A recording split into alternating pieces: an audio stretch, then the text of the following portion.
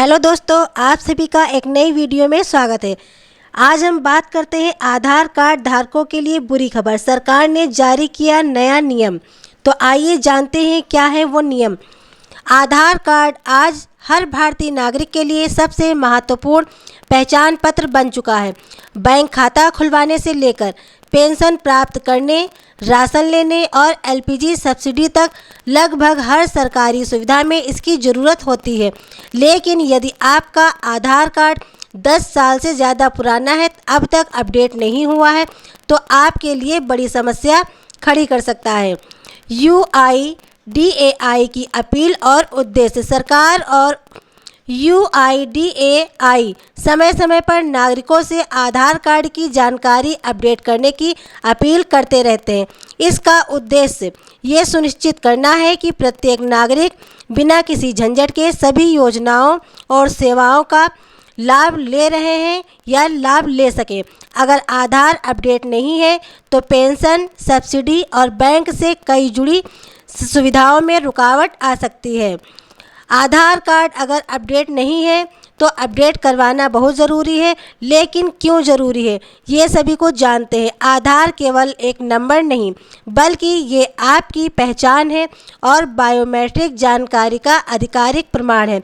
समय के साथ किसी व्यक्ति की तस्वीर, फिंगरप्रिंट और आइरिस स्कैन बदल सकते हैं।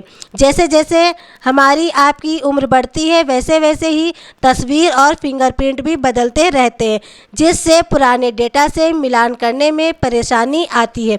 यही कारण है कि यूआईडीएआई नागरिकों को समय समय पर आधार अपडेट कराने की सलाह देता है। अगर हमने अपने आधार को अपडेट नहीं करवाया तो किन सेवाओं पर असर पड़ सकता है। अगर आधार अपडेट नहीं है तो सबसे पहले असर राशन कार्ड और पीडीएस सिस्टम पर पड़ता है। कई मामलों में बायोमेट्रिक जानकारी मैच ना होने पर जरूरतमंद परिवारों को राशन नहीं मिल पाया है। इसके अलावा LPG subsidy, DBT direct benefit transfer, छात्रवृत्ति, किसानों की किस्त और बुजुर्गों की पेंशन जैसी सुविधाओं में भी प्रभावित हो सकती है। अगर आप आधार अपडेट नहीं करवाएंगे तो इन समस्याओं का सामना करना पड़ सकता है, जैसे छात्रवृत्ति लेने में, किसानों की किस्त आने में, बुजुर्गों की पेंशन। तो ये सभी कुछ समस्याएं आपके सामने आ सकती हैं। आधार रीवेरिफिकेशन के दौरान दो मुख्य जानकारियों की पुष्टि की जाती है। एक तो बायोमेट्रिक डेटा के हिसाब से, जिसमें फिंगरप्रिंट, आइरिस स्कैन और नई फ़ोटो शामिल होती है, और दूसरा डेमोग्राफिक डेटा। इसमें आपका नाम, जन्मतिथि, पता, मोबाइल नंबर और ईमेल आईडी जैसी जानकारियां आती हैं। अगर ये जानकारी अपडेट नहीं होती तो ओटीपी वेरिफिकेशन या केवाईसी प्रक्रिया में समस्या आ सकती है। पुराना आधार होने पर बैंक और वित्तीय संस्थानों में केवाईसी प्रक्रिया अधूरी रह सकती है, जिससे आपके लेन देन रोके जा सकते हैं। सरकारी योजनाओं की राशि समय पर नहीं मिलेगी और कई बार आवेदन खारिज भी हो सकते हैं। सबसे अधिक असर गरीब परिवारों, किसानों और पेंशन धारकों पर पड़ सकता है। यूआईडीएआई